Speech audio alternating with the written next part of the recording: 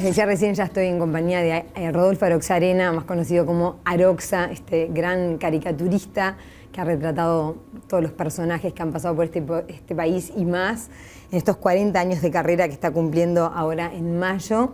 Periodista, ilustrador, pintor, artista plástico. Bienvenido, Rodolfo. ¿Cómo andás? Bien, muchas gracias por la invitación. Por favor, ¿cómo se encuentra tu vocación 40 años después? O más, porque esa vocación nació desde antes, ¿no? Creo que bien. Creo que bien. Goza de buena salud. Sí. Eso es bueno, eso es bueno. Vivís en La Blanqueada, en la casa que era de tus padres, donde viviste con tus padres, pero te criaste en el centro y fuiste hijo único. Hablemos. Sigo siendo. Seguís siendo, no es poco. No, porque van a aparecer cosas, ¿no? Por ahora. Contame un poco de esa infancia en la que te criaste bastante rodeado de adultos. Sí, claro. Mira, yo nací ahí en la calle Yaguarón y Mercedes, en el año 58. Así es. Parece que no, pero era otro Montevideo, era otra gente y un barrio bastante atípico. ¿Por qué? Porque vivir en el centro no es lo mismo que vivir en otro barrio que puede ser, por ejemplo, La Unión, Pocitos, Villa Española, Malvin. ¿Cómo lo vivías? Y era un lugar intenso porque pasaban muchas cosas por estar a 2 cuadras del centro mismo, de 18 de julio. Que era además el centro de la ciudad en aquel momento. En aquel momento mucho era más que ahora, ¿verdad? Mucho más que ahora. Entonces me crié allí y fue una infancia realmente fantástica, ¿no? Porque tengo muchos recuerdos de... Sé que me estoy poniendo viejo porque los viejos se acuerdan del pasado. Pero sos un poco nostálgico, ahora después vamos a hablar, me da la impresión. Tu padre era camisero, ¿no? Camisero. Novelty Camisa se llamaba. Novelty Camisa. La grifa, la digamos. grifa, sí, sí. Hay una imagen muy, muy bonita que vos una vez contaste, y yo lo escuché, de tu infancia que tiene que ver mucho con tu profesión y es ese momento en que vos ayudabas a tu padre desde muy chico a tomar las medidas a los clientes de tu padre. ¿Cómo era eso? Ahí está. Es decir, hay una precisión que me parece importante, que las medidas las tomaba él. Las tomaba él. No yo. Vos anotabas. Sí, ahí está. O mi madre. Entonces, como yo estaba allí en el negocio, mi padre, una de las cosas que siempre tenía en mente era que yo tuviese la cabeza ocupada. Es decir, tenía que estar haciendo cosas. Entonces me involucró en eso y cuando venía el cliente y se le tomaba las medidas, que me lo veo a él perfectamente, en camisa, con el centímetro colgado.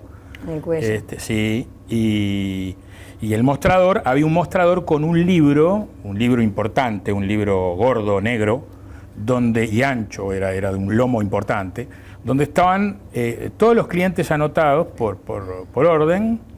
Y cuando venía el cliente se le tomaba las medidas y a mí me pusieron como un cajoncito para que pudiese estar un poco más alto y tomar las medidas que me iban cantando.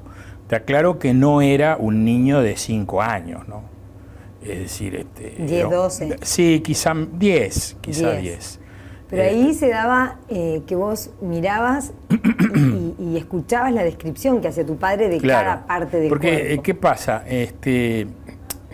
La camisa de medida requiere una cantidad de detalles que a lo mejor hoy día mucha gente que compra la camisa hecha no detalla en todo ese cúmulo, esa sucesión de pequeñas cosas que hacen el porqué de la camisa de medida. Porque, a ver, la gente que iba a hacerse camisa de medida tenía 2 posibilidades. O era un exquisito o era una persona con problemas. Claro. ¿Tenía alguna forma? Sí, es decir, le quedaban las mangas cortas o tenía determinado, por ejemplo, tenía el cogote, el pescuezo más grande, ¿no? Que a mí me divertía mucho ver eso. Entonces, cuando él me dictaba, que me decía, ponía, por ejemplo, me decía, hombro izquierdo caído. Y yo anotaba eso y miraba. O decía, por ejemplo, abdomen prominente. También anotaba y le tomaba la medida y le explicaba al cliente que tenía que ver la solapa, la parte del cuello, el delantero, tenía que ser más largo para poderlo poner dentro del pantalón y que la panza no le sacase eso.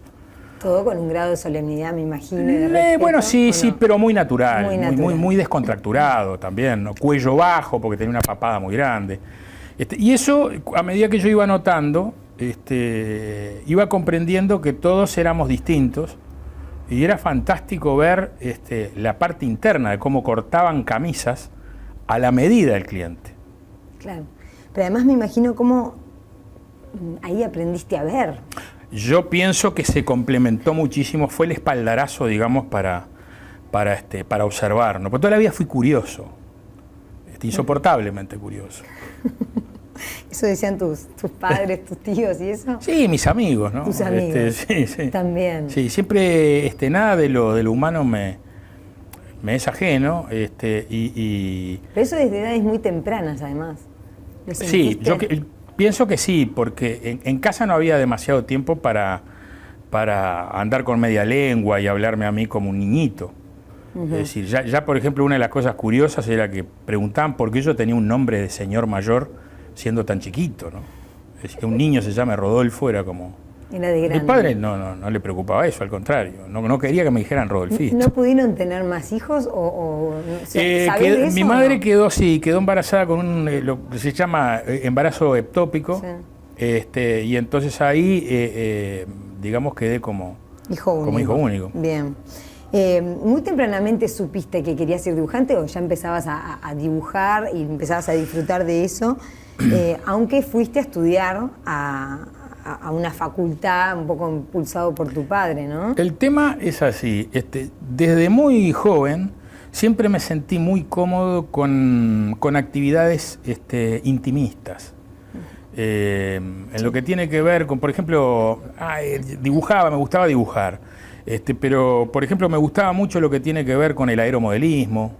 Armar, desarmar. Desarmar, todo ese tipo de cosas. Lo que pudiese de alguna manera tener que ver con la destreza que uno pudiese tener. Me gustaba jugar al trompo. ¿Armabas barquitos adentro de botellas en medio? Claro, es decir, todo ese tipo de cosas que me permitían tener un mundo interior, ¿verdad? Es decir, no me seducía mucho lo que tenía que ver con cosas que, digamos, que yo no pudiese concentrarme mucho. El equipo... Un partido de fútbol, no. Me sentía como la sota de basto. No era para vos. No. Claro. Me gustaba eso, escuchar música, generar un clima, y ese tipo de cosas. Después me gustaba el coleccionismo también, ¿no? Que son los detalles. Me gustaba la numismática, me gustaba la filatelia. O sea, todo eso vino marcado desde el principio. Sí, claro. Y ya en el Elbio Fernández... Bueno, primero la escuela pública, que para mí fue fantástica. Porque tenés buenos recuerdos. Muy buenos recuerdos, porque la escuela quedaba a 3 cuadras de mi casa. Yo me eduqué en la escuela número 2 de práctica República Argentina. Aprendí a cantar primero el himno argentino. Pues el uruguayo. Claro. Y además quiero mucho a la Argentina, tengo un amor muy grande por Argentina, ¿no? Y bueno, y ahí tuve compañeros entrañables. Por ejemplo, Claudio Paulillo iba a la escuela conmigo. Era compañero de Claudio. Sí, pero no era compañero de clase porque él es menor que yo. Pero nos acordamos. Buen recuerdo de esa escuela. Sí, y de maestras. ¿Qué raro fuiste primero a la escuela pública y después al Elbio Fernández? No, ¿Por cercanía? No, ¿sabés que no fue una cosa rara? Tuvo que ver con el momento que vivía el país en ese momento, porque yo salgo de la escuela en el 70, claro. En el 71 empiezo a hacer liceo y era complicado el clima que había, yo de eso tengo memoria, muy complicado. Comprendía también a medida que fui madurando y ahora que soy padre, mis hijos son adultos, pero digo, claro, naturalmente era un momento desagradable y ahí entré al Elbio Fernández. Bien. Pero los recuerdos de ahí en la escuela pública aprendí cosas que para mí me marcaron mucho. ¿Cómo cuál? Y convivir con todo el mundo y que uno tiene que respetar al que de alguna manera, por distintas circunstancias, piensa distinto, enfoca distinto, aunque uno no lo comparta, ¿no? Lo que aprendiste en la escuela, mirá vos. Sí, porque a ver, yo era muy callejero. Es un tema de ADN de mi familia, de los Aroxarena. Es decir, y sos muy callejero. Soy muy callejero, es decir, quiero hacer una aclaración, ¿no? No soy un hombre de la calle, en ninguno de los dos aspectos de la calle, pero sí alguien con calle. Entonces me gustaba mucho y en la escuela pública se conjugaban todo ese tipo de cosas porque allí iba un espectro de alumnos variado. Muy variado, caramelos surtidos era, claro. ¿No? Me gustaba mucho. Bien. ¿Cuándo te sentiste dibujante? ¿Fue también en esa adolescencia? Sabía que en el Elbio Fernández ya hacías caricaturas a compañeros.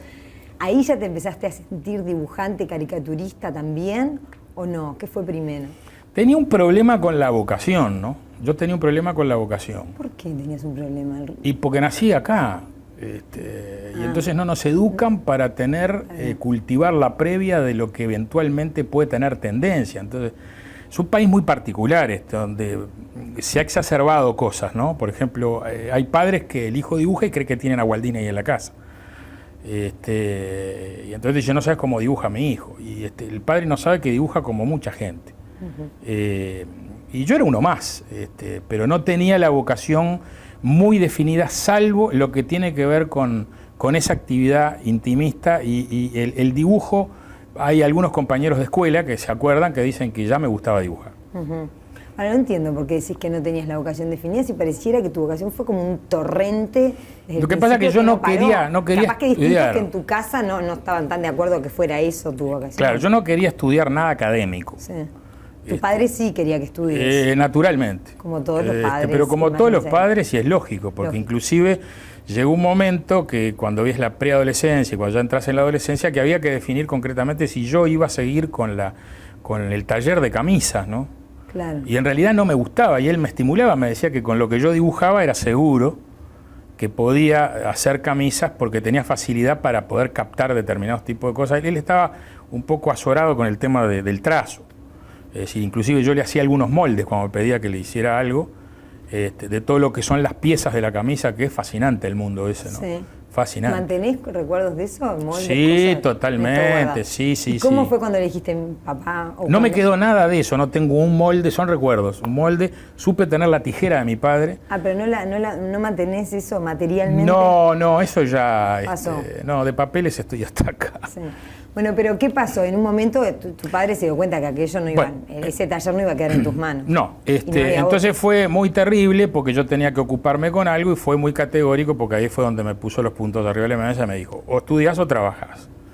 Entonces cuando yo le dije que quería trabajar porque quería ser dibujante de prensa, eso fue algo, digamos, muy difícil de entender, pues tener un hijo caricaturista, es decir, y decirle que me gustaba la caricatura, porque ¿qué pasaba? A raíz de lo que tú me comentabas, del Uruguay de ese momento, había existido gente en la actividad política que tenían una personalidad muy marcada. Y además mi casa era una casa politizada, se hablaba de política. Claro. Además vivía en la calle Yaguarón, que todos los entierros importantes pasaban por ahí. Claro. ¿Y eras de ir a acto político y disfrutar de eso vos también? Yo no sé si disfrutaba, pero escuchaba, paraba la oreja, ¿no? Entonces había personajes que en el barrio, como te dije, que era un barrio muy particular, mirá vos qué curioso. A la vuelta de la camisería había un club de gestido, por la calle Mercedes, en la mitad de cuadra. Y por la calle Uruguay, para el otro lado, estaba la Casa de los Lamas, que era la Casa de los Blancos. Claro. Al lado del local, en la esquina, un bar muy conocido en la época, que era el bar Outes. En ese bar Outes yo conocí gente extraordinaria, que me enriqueció mucho. Conocí a Lamarque Pons, por ejemplo, tomando café ahí, hablando con él cuando era muchacho. Enfrente del negocio tomaba el ómnibus Pintín Castellano, que me parece verlo. Tomaba el 522. Claro. Y yo era muy niño. Marosa Di Giorgio, por ejemplo, la veía caminar porque vivía en la calle Uruguay. Pablo Mieres a la vuelta. Era un infierno ese bar. Lleno de... Sí. Esa cosa curiosa. Impresionante, ¿no? Bien, de chico entonces ya te empezó a gustar el asunto, mirabas más bien caricaturas. ¿Te gustaban más caricaturas que las historietas, por ejemplo? Sí, las historietas nunca me gustaron. Nunca te atrajo. No hacía química con la historieta. Bueno, y la cuestión es que tu padre te dice trabajás o estudiás. Me dice Llegaste eso. a estudiar un poco, ¿no? Sí, sí, claro, claro. Empecé a estudiar un tipo que dibuja, un tipo que se siente cómodo con el dibujo, era como cantado que iba a estudiar arquitectura. La historia de la arquitectura agradece, ¿no?, que yo no me haya dedicado a eso. Bueno, no se sabe. ¿Y cuánto aguantaste? Bueno, hice preparatorios. Después me dediqué un año, que fue un momento de cortocircuito, de cierta, digamos, situación difícil en la relación con mi padre, y vagué un año. El año 77 fue un año donde él me dijo concretamente que por favor no dejase de estudiar. Y ahí empiezo a estudiar en el Liceo Rodó. Me fui al Rodó, al público de vuelta. Y ahí empecé Derecho. Revalidé las materias y ahí también conocí profesores que me marcaron extraordinariamente y que agradezco mucho porque mantuve después, que me pasa, el vínculo con viejos profesores que hasta el día de hoy los recuerdo y los llamo. Los consultás, digamos. Sí. La cuestión es que paralelamente vos dibujabas y hasta tenías una carpeta que empezaste a mover. Bueno, ahí eso fue en el Elbio. Ahí está. Eso fue en el Elbio, que yo dibujaba a los compañeros, a los profesores, bueno, en fin. Y tenía una carpeta armada porque yo quería publicar, tenía la necesidad. Qué atrevido, ¿no? Está muy bien. 40 años después publicando, por decirlo. Tenía que publicar. Había una necesidad. Había una necesidad. Entonces, ahí empecé a mover cielo y tierra para ver cómo se hacía para poder publicar en un diario. Claro. Entonces lo primero que hice fue a ver colegas míos que estaban en esa actividad. Tuve la oportunidad de conocer a Leonardo Galeandro, claro, y a quien quise mucho, y a Jorge Centurión, que lo adoré. Pero también. colegas que ¿cómo los conociste? Los fui a buscar al diario. Los fui a buscar al diario. Fuiste a buscar. Lo fui a buscar al diario. Y ahí empecé el periplo de cómo empezaba. Y ellos te abrazaron enseguida, porque fueron dos personas muy importantes. Vos sos autodidacta, pero siempre nombrás a ellos dos. A ver, soy autodidacta, pero les agradezco infinitamente el trillo, digamos, en el oficio. Es más, con Centurión, por ejemplo, que lo conocí en el año 75, fue él el que me dijo, mirá, va a abrir un diario dentro de poco, que se llama Mundo Color, que ahí van a necesitar un caricaturista, deberías. Claro. Y yo empecé a moverme a ver quién tenía acceso a esos lugares, porque siempre fue complejo para el joven, el Uruguay siempre fue complejo. Sí. Y ahí empecé a mover todo y un día me dice Centurión, tendrías que conectarte con Sabat. Y me fui estaba en Buenos Aires. Ya estaba en Buenos Aires, y me fui a la casa y me hice muy amigo del padre. Ahí está. Pero muy amigo del padre, acá. Y de la familia, sobre todo, el que fue muy amigo mío fue Coco, Eduardo, y Maribel, ¿no? Que es la hermana, era la hermana, fallecido los dos. Sé que eras muy rostro también, porque fuiste, tocaste timbre, siempre muy seguro entendí que las cosas las tenía que lograr uno por sí mismo. Ir a buscar las era cosas. más práctico, ¿no? Que yo tenía ansias de hacer eso. Claro, sí. Te dejé una carpeta ahí en el diario. Dejaste una carpeta, ahí está. Muere Troilo y ahí se publica. Bueno, pero es un poco más lindo. Te encontrás con el portero del Elbio Fernández, que era tu amigo. Claro, el portero del Elbio ya sabía que yo estaba con esa carpeta. Estaba sobada, la carpeta esa iba para arriba y para abajo. No se podía más. Tenemos acá en pantalla esta que fue tu primer caricatura publicada en el diario El País en el año mayo del 75. 24 de mayo. 24 de mayo. Porque el gordo murió, Troilo muere, Pichuco muere el 18 de mayo, si no me equivoco, fue domingo. Y vos habías dejado esa carpeta y no te dijeron que te iban a publicar y de pronto... No, era toda una vaguedad que no se sabía dónde quedaba eso y qué iba a pasar. Tampoco me imaginé que se iba a morir Troilo, y mucho menos que ahí había... Cuando la vio publicada, Julio Soto se llamaba este amigo que era el portero de ahí, me dice, vení, mirá que salió la caricatura tuya, un dibujo. ¿Y ahí qué sentiste? Y ahí me quería comprar el kiosco, todos los diarios. Habías conseguido eso. Claro, le mostraba a todos mis amigos, mirá lo que publiqué, ¿no? ¿Y a partir de entonces? Y a partir de entonces, lentamente, porque en el diario no me tomaban porque era menor yo. Tenías 17 años, claro. Dijimos, es muy chico. Claro, sí, estar en una redacción era complicado y el momento político también era complicado, que no es menor ese dato. Sí, claro. Para alguien joven, digamos, que viene con una cabeza muy libre, ¿no? Claro. Que intenté protegerla durante todo este tiempo. Sí, sí, pero eran No me es fácil. años muy oscuros y vos arrancabas con toda esa pureza, esa energía y aquello estaba... Claro, no podía entender por qué todo era tan tenso.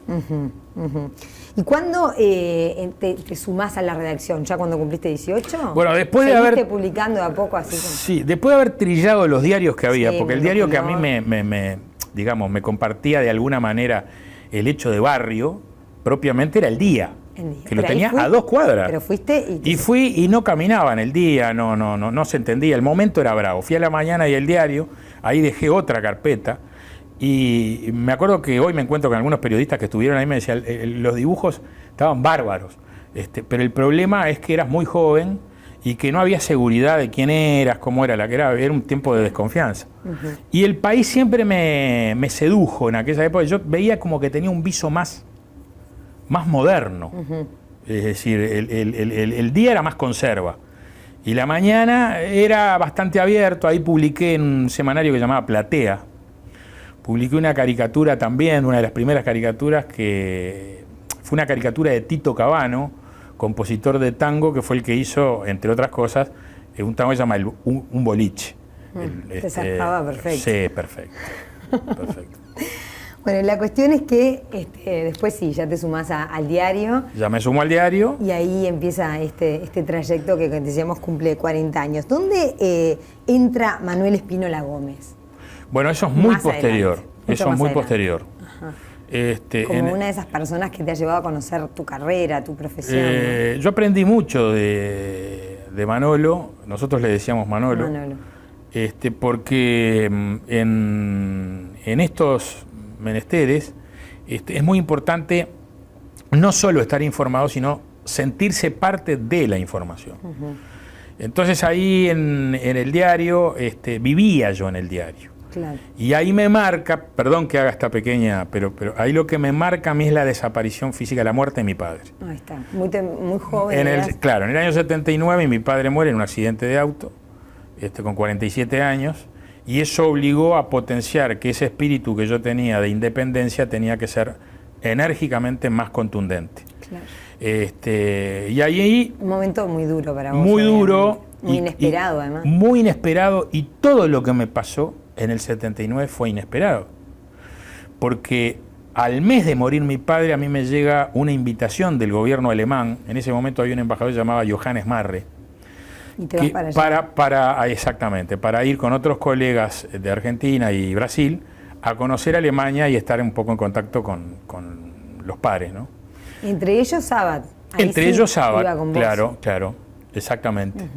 Que le iba por... Así que te fuiste machucado emocionalmente. 21 años, le pedí permiso a mi madre y mi madre tuvo un gesto extraordinario, porque me dijo, si viviese tu padre te diría que tenés que ir.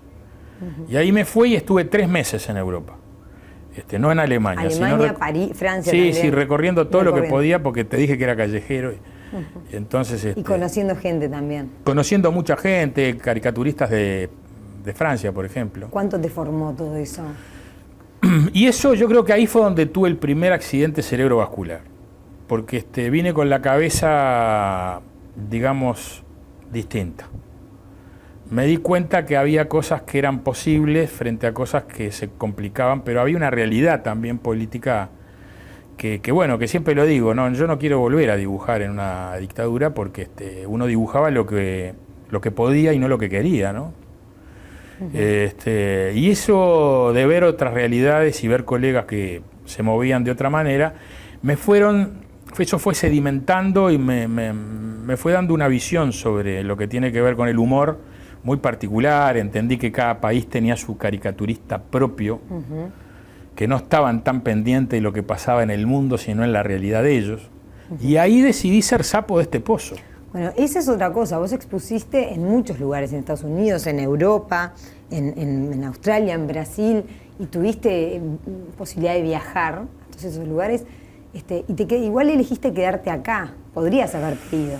Sí, claro. ¿Tiene que ver con esto que decís? Había cosas que condicionaban mucho, que frente a la pérdida de mi padre y no tener una familia numerosa, ¿Sentiste la necesidad de estar sentía la necesidad de estar al lado de mi madre, que además seguía con el negocio hasta que se jubiló. ¿Te generaba culpa eso de no estar en el negocio? No, gracias, digamos, al destino, no sé qué. Yo, el tema de la culpa no es tuyo. No lo cultivo, no, llévatela toda porque no me interesa. Responsabilidad sí, pero... Decidí ser sapo de este pozo. Sí, claro, porque me parecía fantástico insistir, digamos, en algo que era dibujar nuestra realidad, ¿no? Y entonces ahí me vuelvo un poco obseso. Es decir, personajes de acá, candombe, caudillo, claro, ahí está. Y digamos, aunque reniegue y sea un tipo cascarrabia, soy uruguayazo, ¿no? Eso lo reconoces. Es que es absurdo no reconocerlo. ¿Y cada vez más? Y yo pienso que por un lado cada vez menos y por otro lado hay cosas que son inamovibles, ¿no? ¿Cada vez menos en qué, por ejemplo? Y por ejemplo no comparto mucho, digamos, la manera de estructurar y de no mirarnos a nosotros mismos, porque sí. Toda la vida me muy crítico. Sí, creo, no sé, pero creo que hay cosas que no las hacemos bien. Y no las vamos a hacer bien porque ya está en un trillo, digamos, demasiado, que al contrario se exacerba. Y eso a mí no me gusta. Uh-huh. Pero en otras cosas, en lo que tiene que ver con hábitos y con lo que es la cultura, digamos, de cosas que son ir a comer un asado afuera, estar en el campo, tomar mate, escuchar tango, la milonga, me encanta la milonga, ¿no? La noche, estar con amigos, todo ese tipo de cosas ¿Te reconoces bien uruguayo ahí? Absolutamente. Bien. ¿Sentís la caricatura como una editorial, una columna gráfica firmada? Yo no la siento como... ¿Cómo la sentís? Es decir,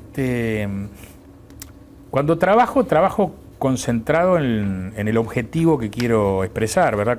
Porque, a ver, nosotros los dibujantes de prensa, los caricaturistas, pensamos en imágenes. Entonces hay veces que los colegas periodistas escritos no entienden que ellos lo que dicen lo dicen con palabras, ¿no? Entonces, como yo no pongo palabras, los problemas para mí son de carácter gráfico, es decir, encontrar la figura que pueda transmitirle al lector eso. Y creo que como cada persona que recibe eso edifica y construye en base a algo que creo que es muy subversivo, que es la imaginación, porque la imaginación es inembargable y es inallanable, es una cosa que está ahí. Cada uno lee lo que ve. Con las palabras estoy convencido que empiezan los problemas. ¿Qué te traen más problemas a vos, las palabras o las caricaturas? Bueno, yo creo que lo que más me trae problemas es mirar. Mirar. Porque una vez que ves no puedes dejar... Hay veces que desearía no ver. Vos decís siempre, dibujo lo que veo, y lo repetís. Sí. Dibujo lo que veo. Sí. Como diciendo, no puedo dejar de ver esto. Y claro, dibujo, exacto, pero que es así, es dibujo lo que veo. Y además sigo luchando con una máxima que es que el humor, que es incensurable, por ser humor, nunca es más duro que la realidad. Lo que pasa es que hay pavadas que se dicen, esto es fuerte. La realidad es más fuerte. La realidad siempre es más fuerte. Claro, ¿qué es más fuerte? Que maten 4 caricaturistas como 5, como acaban de pasar por una cuestión delirante, loca. Un dibujo que se haga sobre eso, me parece una cosa... Te afectó mucho eso, ¿no? No sé si me afectó, pero creo que lo que me termina dando es la razón de que la gente se divide entre gente normal y gente anormal. Es decir, ese tipo de cosas no se puede entender, que maten a gente que dibuja. Es como salir a matar a gente que pinta. Goya hay que matarlo porque pintó los fusilamientos de Mayo, o algo por el estilo. No, me parece delirante, irracional. Hablemos un poco de tu proceso de creación. ¿Cómo lo vivís? Leí una frase fuerte tuya que dijiste: he llorado por dibujos que no podía parir. ¿Cómo son esos nacimientos? El fenómeno del nacimiento yo no sé cómo es, porque si lo supiese lo diría, pero creo misterioso. creo que operan cosas que dejalas ahí. Dejalas ahí. No sé, ni. Lo que tengo claro es que necesito un clima para determinado tipo de cosas, más allá de trabajar, como lo hice en un tiempo, que es trabajar bajo presión, ¿no? Sabés que nosotros trabajamos todos bajo presión, sí, digo, sí. la noticia manda, claro, exactamente. En una época me dedicaba a trabajar en el diario de madrugada y cuando llegaba la noticia y el cronista llegaba y daba determinado tipo de cosas. Ahora, hace muchos años que trabajo desde mi lugar, que no está en la redacción, digamos, de hecho, aunque vaya por la redacción y esté conectado siempre, pero hay veces que me hiere determinado tipo me inspira determinado tipo de situación que se da, y en base a eso empiezo a pensar en imágenes y a trabajar con la ayuda de los protagonistas, porque hay gente que ayuda mucho. Sí. Hay protagonistas que ayudan mucho para que uno pueda trabajar. Mujica te ayudó mucho, por ejemplo. Y Mujica fue un hombre que se ha expuesto mucho y por suerte yo creo que lo vamos a extrañar, los humoristas, ¿no? Muchísimo. Decís, necesito un clima para crear. Vos tenés tu taller en el fondo de tu casa, donde, bueno, están todos tus elementos. Sí. ¿Y qué más hay? ¿Hay música, por ejemplo? ¿Es un lugar sagrado tuyo? La música es una constante en mi casa, ya sea a través mío o de mi hijo mayor o de mi mujer o... Es músico también. ¿Y qué escuchás? Todo lo que esté bien y de acuerdo al estado de ánimo que tenga. Hay determinado tipo de música que me mete en caja, digamos, que hay veces que necesito determinada música clásica y dentro de la música clásica determinado tipo de autor. Y si no, música movida, y me gusta mucho el folclore. Las milongas, como te decía, me gustan mucho. Las milongas me levantan a mí. Sí. Y a veces apoyás la mano y el trazo fluye y a veces... y a veces hay interferencia. Corcovea y aquello no. Hay veces que no hay interferencia y hay veces que hay interferencia. Y también se arruga y se tira, se arruga y se tira. Sí, claro, esa es mi vida, ¿no? He arrugado y tirado. Más de lo que todos conocemos, seguramente. Sí, mucho. Sí. También dijiste, el caricaturista es un humorista que sufre, ¿no? Es un tipo que no tiene un espíritu festivo permanente, hay un sufriente atrás de un humorista.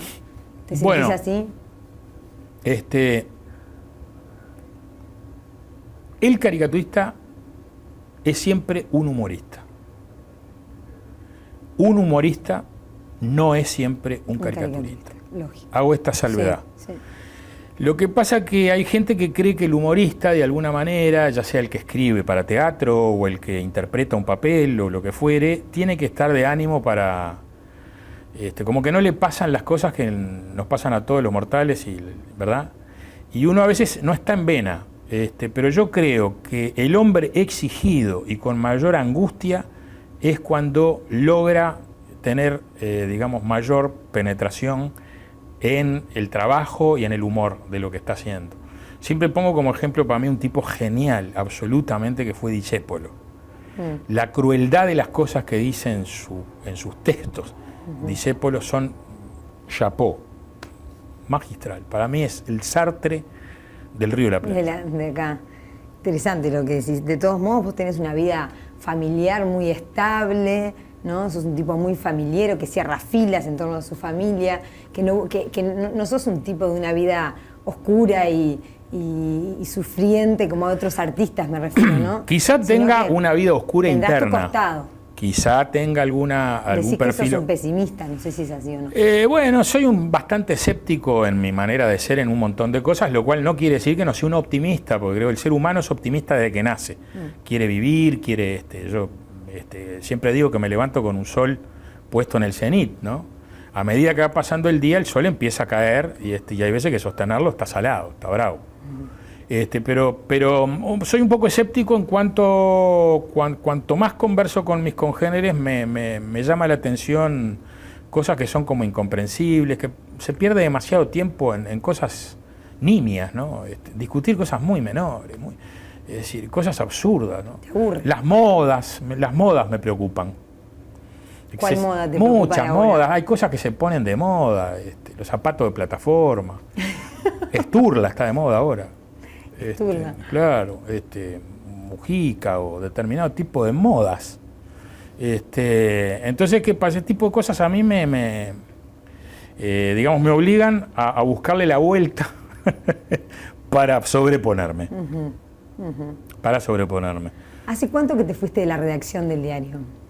¿Sabes que no? Trabajar en tu casa. Sabes que no me acuerdo, pero fue aproximadamente cuando recorrí el país con una... El país en el país. Claro, yo fui coordinador de esa gira que se hizo durante 2 años.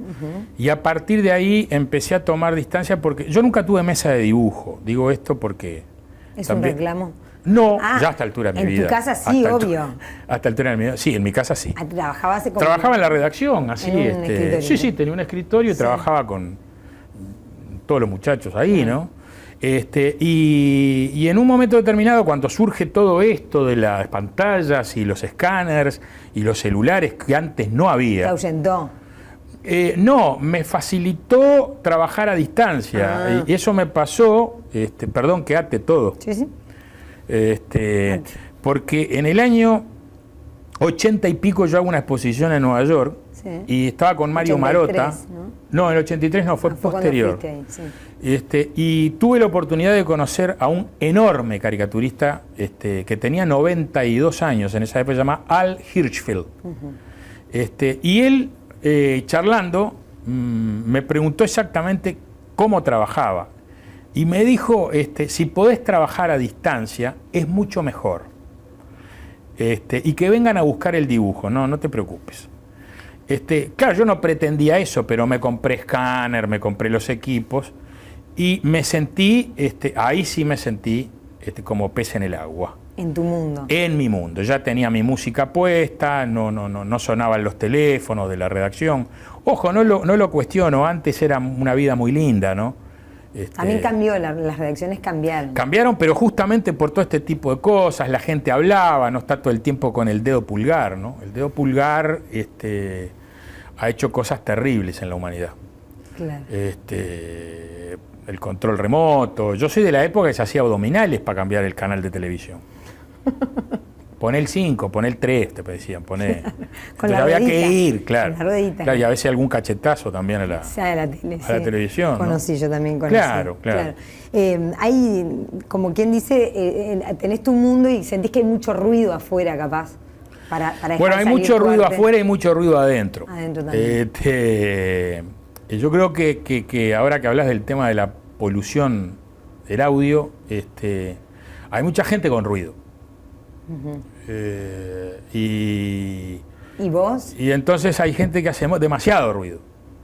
Y entonces ahí prefiero sentirme mano a mano o en un petit comité, ¿no? Es decir, con 3 o 4 amigos. No me gustan mucho las reuniones numerosas. Más bien, vas a ninguna. No me invitan gustan, a todo, vernissage, presentaciones. No, además me fastidia enormemente el fenómeno de lo que tiene que ver con el concepto, digamos, de... Ahora estuve en la previa de un casamiento de familia y sacaron unas fotos tan extraordinariamente descontracturadas que digo, esto es lo normal, porque es lo que uno tiene en mente. Ahora, cuando la gente se para sacarse fotos, porque, ojo, una cosa es posar para un modelo, que puede ser, o no modelo, para pintarlo, para dibujarlo, o el fotógrafo que quiere sacar, eso está bárbaro, no importa.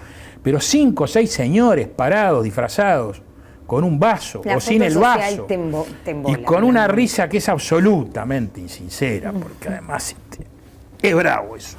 Eso me molesta. ¿Dibujás de día, de noche o cualquier hora? Cualquier hora. Y aunque no publiques, pues no publicas todos los días, dibujás igual. Dibujás igual. Sí.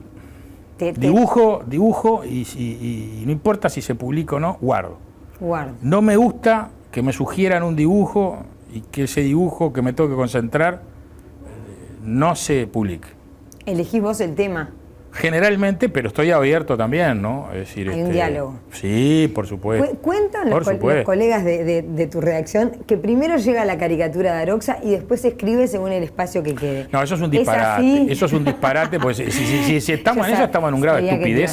Sabía que te ibas a enojar. Claro, no, eso no se puede hacer, digo. ¿Cómo es? ¿Cómo es el...? No, se sugieren cosas y a veces se comentan cosas. No, pero me refiero hasta a un tema de espacio, que también hay en un diario.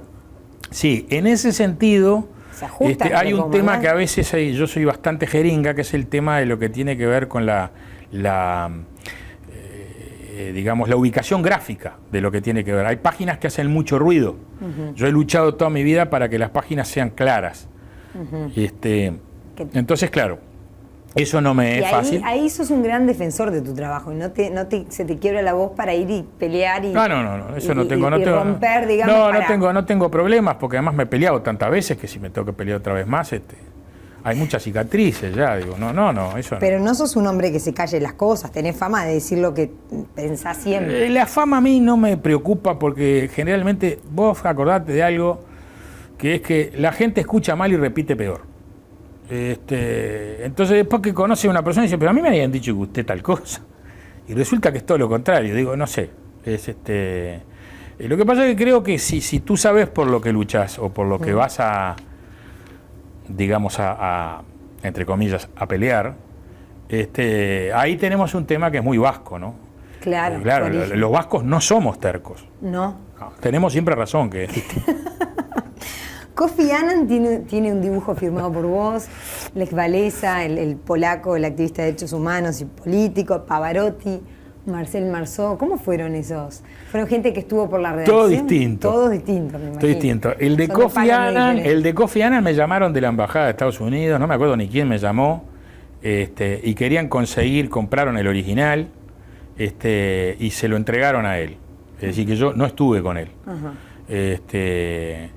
El dibujo de Walesa, él estuvo de visita en la radio del Espectador y entonces se lo entregué yo allí y hice un juego de 2 dibujos y él accedió muy gentilmente con firmarme y dedicarme me preguntó si era creyente, en fin, una serie de cosas que estuvimos charlando ahí. Bueno. Un diálogo fluido, sí.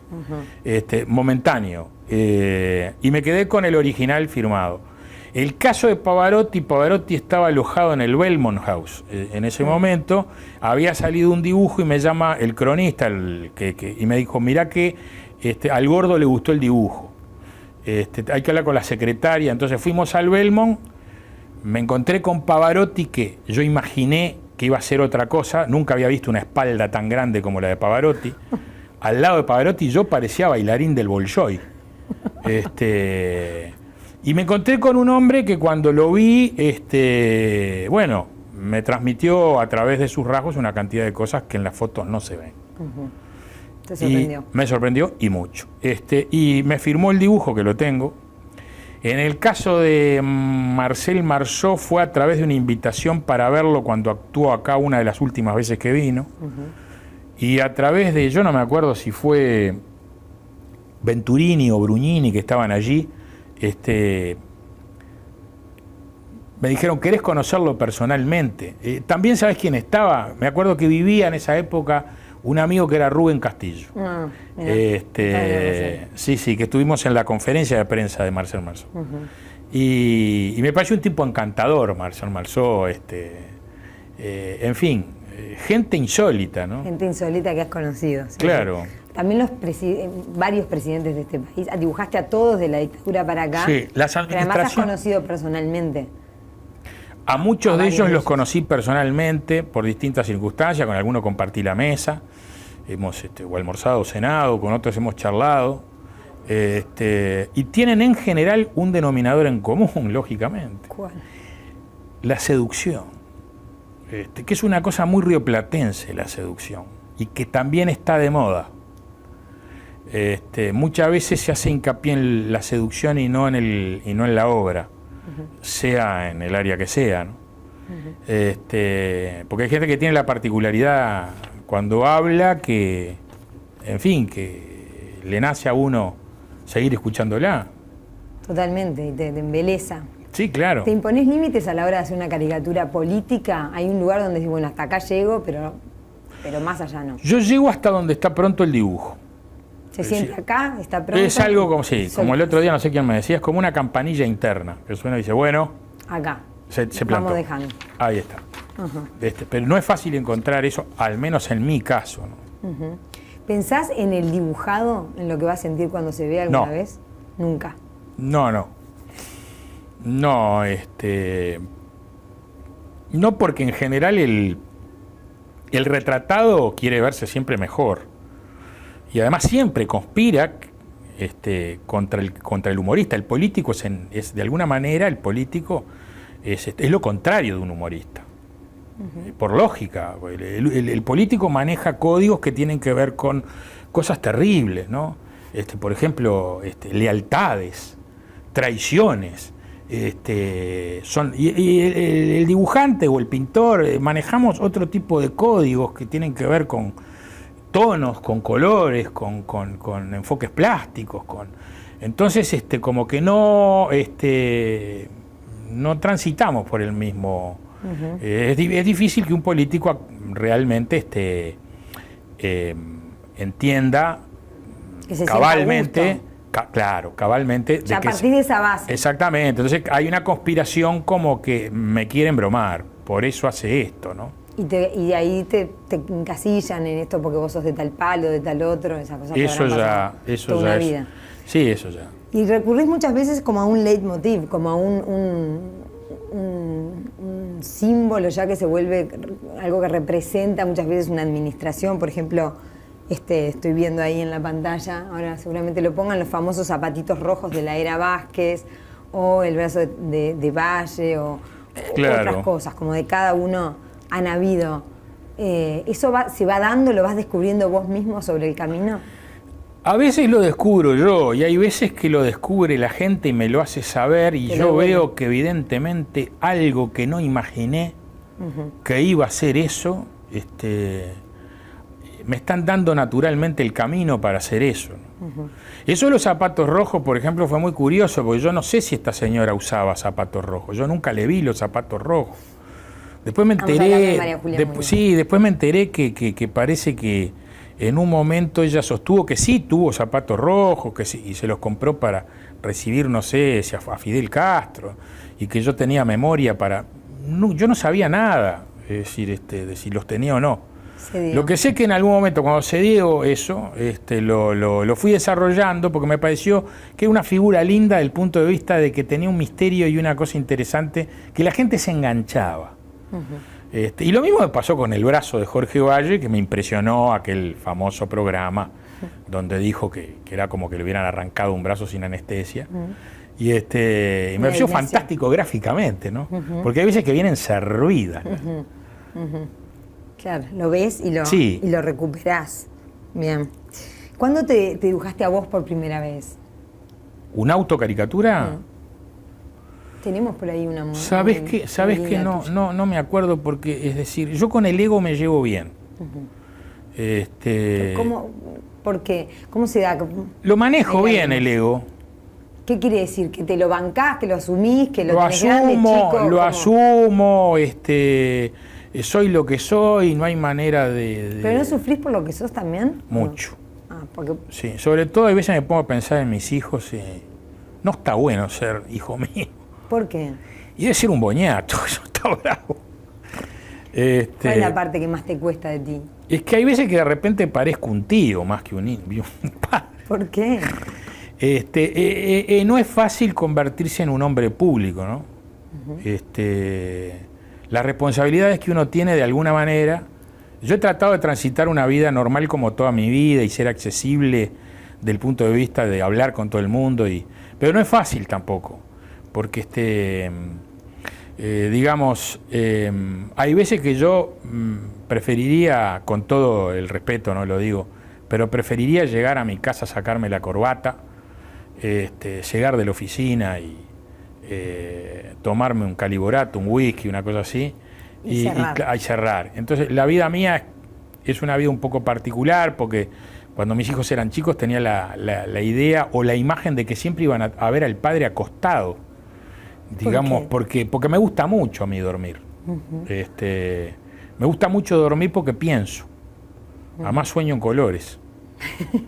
Realmente te levantás con... Me pasa así, y cargo las pilas. Según en casa mi mujer dice que yo hiberno. Llego una... Historia de tu mujer, que es otra persona clave en vos, pero y en tu carrera. Fundamental. Magdalena, que la conoces en la calle. Claro, lo mejor siempre aparece en la calle. En la calle. Mirá, estaba con Nano y la Fole. encarás así abiertamente con Nano Fole, pero claro. lo que habrá sido aquel encargo. Estaba Nano Fole y Pablo Ontú, que estaban en la redacción, y le digo, che, ¿no me acompañan a comprar alambre? Tenía que comprar alambre en una ferretería para unos cuadros. Y salimos caminando por la calle San José y entonces ya estaba parada la oficina donde trabajaba en aquella época, te hablo. Y entonces nos llamó a los tres la atención, qué linda, ¿no? Y seguimos para la ferretería, compré, vinimos, cuando venimos seguí ahí. Y cuando llegamos a la redacción, bueno, llegamos, cada uno desencilló, y yo le dije, la voy a ir a buscar. Y entonces fui y hablé con ella, la encaré, me dijo que estaba esperando una amiga, no entendía demasiado, le pregunté si no tenía miedo de andar con esos ojos en la calle, que le iban a multar, que no se podía andar así. Ahí nadie, en esa época no existía el hecho de que me demandaran por acoso. Claro, te hubieran demandado. Hoy haces eso. Claro. Entonces, bueno, ahí nos conocimos, dicho y hecho, yo quería que no llegara la amiga, y llegó la amiga. Y al otro día sí, combinamos para vernos, y ahí le dije que se iba a casar conmigo. Entonces me dijo que era un loco. Hace 28 años. Que están casados. Sí, no me la puedo sacar de arriba. Se casaron solos, no había mucho apoyo familiar, había una cosa... No, y digo, al principio embargo, sí, lo que pasa es que no se entendía mucho. Cuando ella comentó quién era el novio, claro, que la encaró en la le calle. Preguntaba, pero Aroxa es más viejo que la injusticia, porque ¿qué pasa? Yo ya venía dibujando hace tiempo. Dijo, no, es joven. Y la verdad que es el sostén de la casa, ¿no? Sin duda, porque además lleva el nombre tan bien puesto. Magdalena. Claro. La pintura te llegó después, sobre los 40 años, y tiene abre como un mojón de muchísimo placer para vos, incluso más que la caricatura. A veces has dicho como que la caricatura tiene esa cosa más de trabajo y la pintura de placer más puro. Yo empecé a pintar, hice un ensayo cuando tenía 16 años. Y pinté alguna cosa, después destruí mucha cosa de esa, quedó poca. Y dejé. Y un día, años después, 40 y pico, me preguntaron por qué no pintaba, y ahí Espínola surge. Ahí me dice concretamente que me largara a pintar y que no podía seguir con el pie en el acelerador y el pie en el freno, o una de las dos cosas. Camino. Claro. Y ahí empecé y fue fantástico. Sacaste esa serie Caudillos que fue espectacular también. Bueno, y había pintado otras cosas antes que fui destruyendo. Es otra cosa que me provoca mucho placer, me provoca destruir cosas. ¿Ah, sí? ¿Destruirte? Destruir mis cosas. Ahí está. Depurar. ¿Seguís pintando hoy? Ahora estoy medio quieto. ¿No has expuesto más? No. ¿No te enganchás más con eso? ¿No te da placer? ¿O te da demasiado trabajo? Exponer no es que me dé placer o sea una tortura. Lo que da más trabajo es hacer la obra con uno hasta que uno esté conforme. El tema es que todavía creo que seguimos en pañales en materia de lo que tiene que ver con salas adecuadas, grandes, importantes, bien iluminadas, mucha presencia oficial, excesiva, con horarios complicados. Hay excepciones. Lo aclaro, siempre hay excepciones. ¿No es un tema de que no está la sala que te gustaría que albergue y tu obra? Y además es un jetazo oficial de que no se aguanta más. O sea, hay otros ribetes políticos, si querés, o formales que... claro, pero no de uno. Es decir, yo pienso que el fenómeno cultural, y no estoy hablando de mi caso solamente, necesita una energía mucho mayor, que no alcanza con gente que adhiera a la cultura por ser de fulano, de mengano, de sultano. Según un hecho que haya una preocupación más.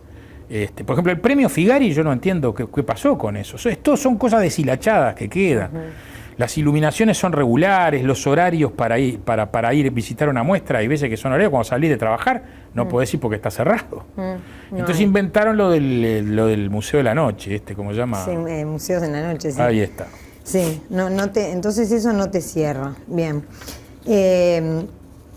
sos un hombre también de gustos muy mundanos, la gastronomía te hace muy feliz, por ejemplo, cocinás bien, sí. comés bien. Cocino muy rara vez, antes cocinaba más. Cocinás Eso más. me lo recriminan todos los días. En tu casa. Sí, más bien como, Pero cuando comés sos feliz. mucho. Mucho. Si está bien hecho, sí. Perfecto. Pero como, mirá que, como la cosa más sencilla, ¿eh? Sí, sí. Es decir, puede ser muy... Te acomodás. Sí, sí, sí. Yo exijo que si es un refuerzo de mortadela, tiene que estar bien hecho. ¿No era Amalia de la Vega la que iba a comer polenta o algo así a tu casa? O Albóndigas. Albóndigas. Sí, Amalia comía albóndigas, le gustaban las albóndigas. Para terminar, cuando te han preguntado si crees en Dios, has dicho que crees en la naturaleza. Sí, tengo mucho respeto por la naturaleza. En ¿Qué general... encontrás ahí? Porque justo se me une con que vos sos un hombre de ciudad puramente, pero sin embargo tenés como un vínculo con el campo, con temas de campo, tenés léxico a veces de campo, se me enredó la yegua. Claro, claro. Quiero más al campo que a la Andás ciudad. hasta en una camioneta que parece de campo, usás Sí. un gorro que parece de campo. ¿Y Sí, qué te sí. pasa con el campo? Y mis padres, Vinieron de allá. claro. Y Durazno además, Paso de los y Melo. Melo. De paso, los toros son los Aroxarena, es decir, el primero que viene. Mi viejo de Durazno, y mi madre de Melo. Pero siempre, porque tengo vínculos con el interior y además me gusta mucho, fluye mucho. Necesito el horizonte, necesito la nostalgia de la tardecita, ¿no? ¿Te limpia el campo? Ah, sí, me limpia mucho, sí. Por supuesto. Me ayuda mucho. Entonces eso... ¿Te calma la cabeza también? Sí, sí, sí, porque no es lo mismo escuchar el tero, o el chajá en la laguna, ¿no? No es lo mismo, no es lo mismo que prender el informativo. Lógico. Son otros cantos. Rodolfo, muchas gracias. Gracias por este rato en El Observador. a ti y a todos ustedes por esta grata invitación. Por favor.